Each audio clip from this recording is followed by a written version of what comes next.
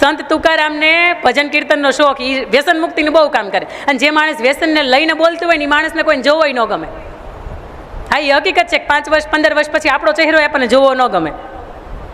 પણ એ માણસ જ્યારે બોલતો હોય ને ત્યારે એમ થાય કે આને ક્યાં ચાલુ કર્યું. ઘણા બોલતા હોય આવું, કારણ કે બીડીયું ફૂંકવાનું ટેવ હોય, આ ખાવાનું ટેવ હોય, લાલ પીળું લીલું પીલું પાણી પીવાનું ટેવ હોય, એટલે એવું કહે કે આ ક્યાં ચાલુ કર્યું તમે. પણ એ સંત તુકારામ એક વખત એક ગામની અંદર ગયા, એના પત્નીની સાથે એનો ઉતારો. અને એ સમયગાળાની અંદર એના પત્નીની સાથે એ જાય અને પત્ની ઘરે રસોઈ બનાવે અને ભજન કીર્તનની અંદર જાય. એ ગામ આખું વ્યસની, એક ગામની અંદર ગયા ને એ ગામ આખું વ્યસની.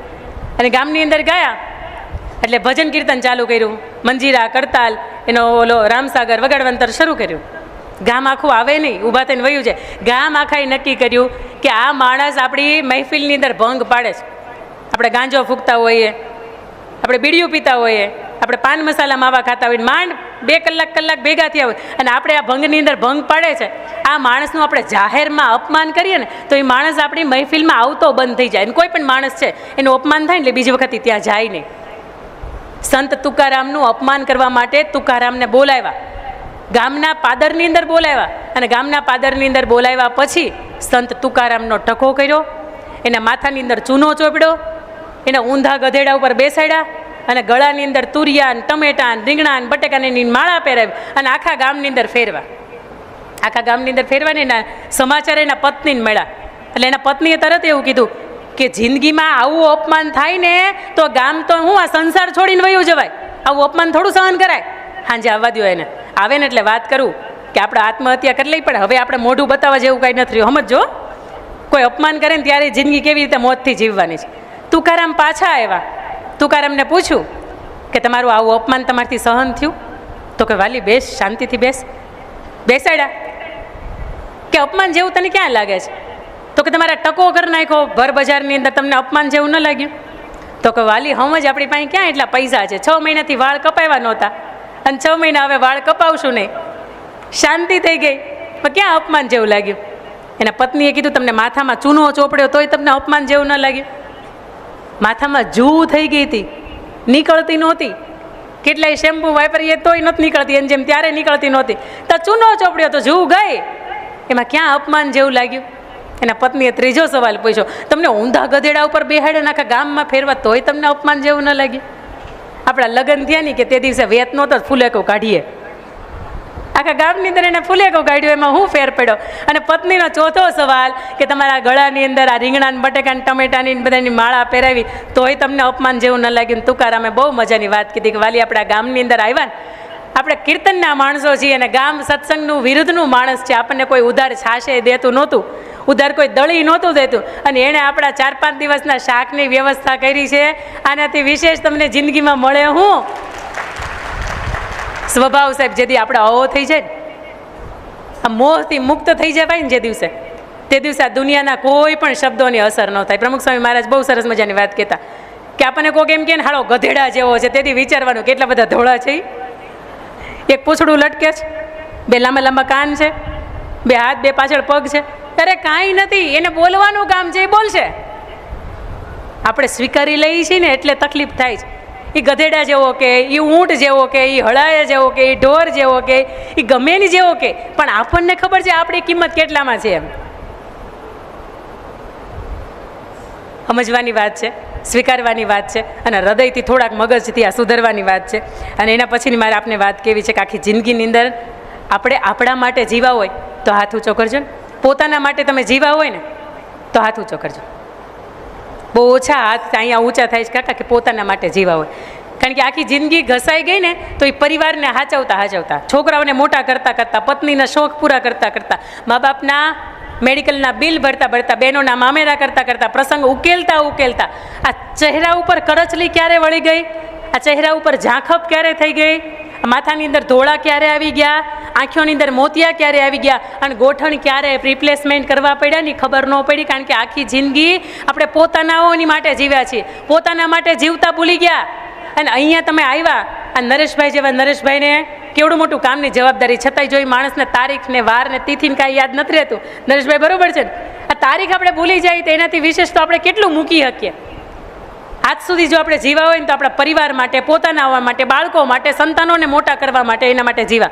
પણ પોતાના માટે જીવતા ભૂલી ગયા છે ને, એટલા માટે આ શીર્ષક છે આ જીવન માણ્યું ખરું, માણવાનું ભૂલાઈ નથી ગયું ને. અને હજી એ ક્યાં ઈશ્વરનું તેડું આવી ગયું છે.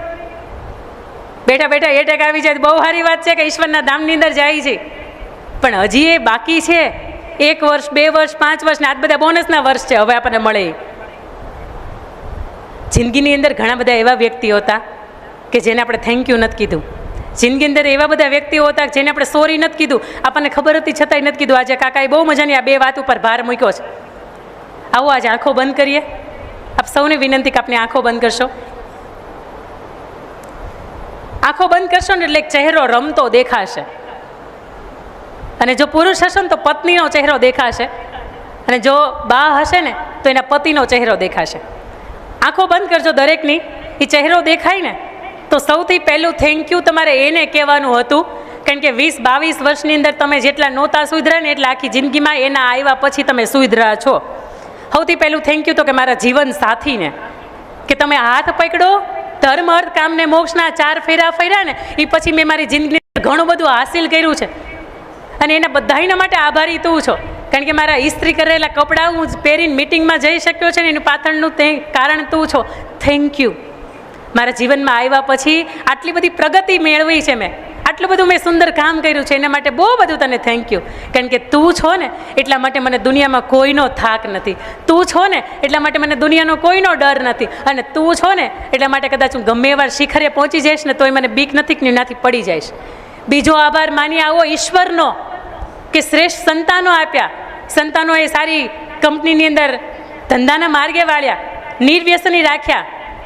સંતાનો ખૂબ સારા ભણ્યા ગણ્યા, એના આંગણે વહવારું આવી, એ પણ ખૂબ ડાય, એ પણ ખૂબ કયાગરી.